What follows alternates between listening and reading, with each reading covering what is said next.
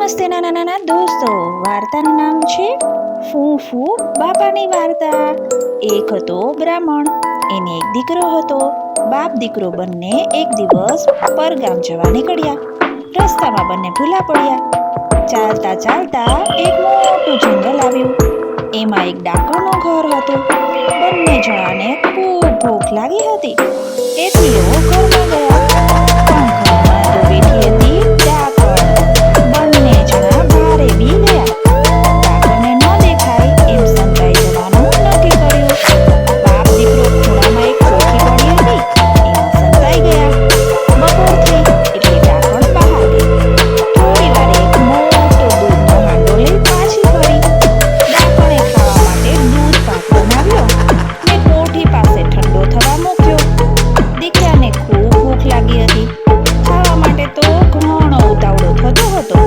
દૂધ પાક જોઈ એના મોંમાં તો પાણી આવી ગયું।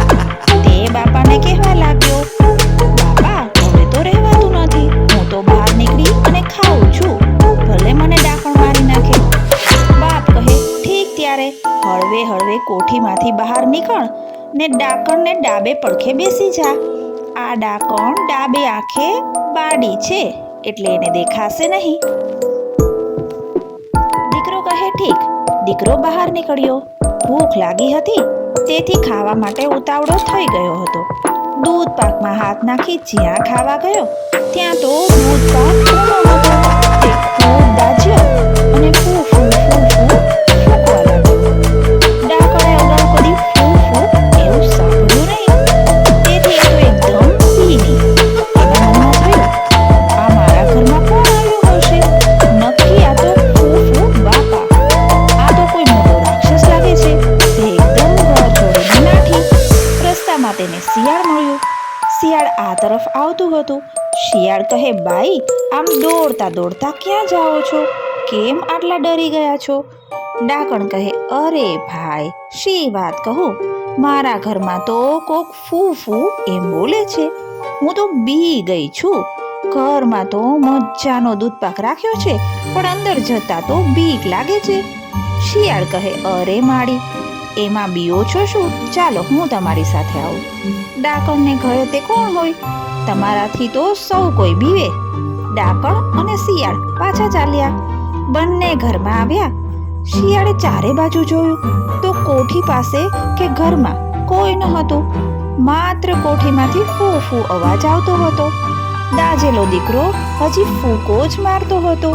ફૂ ફૂ અવાજ ચાલુ જ હતો। શિયાળ કહે, કંઈક લાગે છે ખરું, પણ મને તપાસ કરવા દે। એમ કહી શિયાળ કોઠી ઉપર ચડ્યું, તેમાં ઉતરવા લાગ્યું। કોઠીમાં શિયાળની પૂંછડી ગઈ એટલે બાપે જોરથી ખેંચીને આંબળી વળ ચઢાવી રાખી અને ગોળ ફેરવ્યા કરી।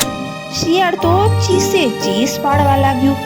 તે કહે, ઓ બાપા રે, કોઠીમાં તો આમળિયો બાપો છે, ભાગો રે ભાગો, આ તો ફૂફૂ બાપાનો બાપો લાગે છે, એ તો મને ખાઈને જ છોડશે। બીકમાં ને બીકમાં શિયાળે ખૂબ જોર કર્યું એટલે એની પૂંછડી તૂટી ગઈ। ગભરાઈને તો નાઠું ને એની પાછળ ડાકણ પણ જીવ લઈ નાઠી। બંને નાઠા તે નાઠા, પાછા આવ્યા જ નહીં। પછી બ્રાહ્મણ અને એનો દીકરો બહાર આવ્યા ને દૂધ પાક ખાઈને નિરાતે ઘેર પાછા ફર્યા અને વાર્તા થઈ ગઈ પૂરી। આવી જ વાર્તાઓ સાથે ફરી મળીએ।